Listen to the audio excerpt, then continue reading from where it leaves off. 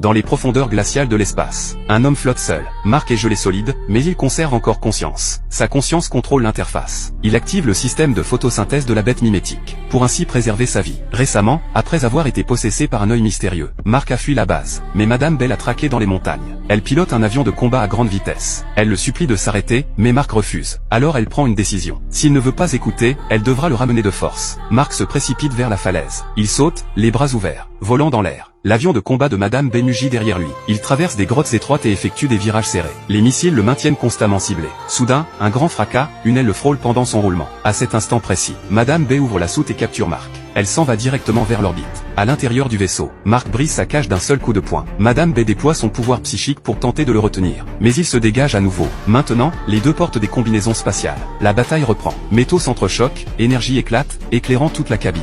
Madame Bell lui assène un coup de pied puissant et le projette en l'air. Mais au moment où Mark contre-attaque, elle appuie sur le bouton de libération d'urgence. La porte de dépressurisation s'ouvre brusquement. Ses chaussures magnétiques la maintiennent au sol, tandis que la pression aspire Mark directement dans l'espace. Exposé au vide, il sent son corps se geler progressivement, sa conscience s'estomper. Au bord de la mort, Mark réactive son cœur extraterrestre. Il puise de l'énergie dans la lumière des étoiles, et parvient à survivre dans l'obscurité interstellaire.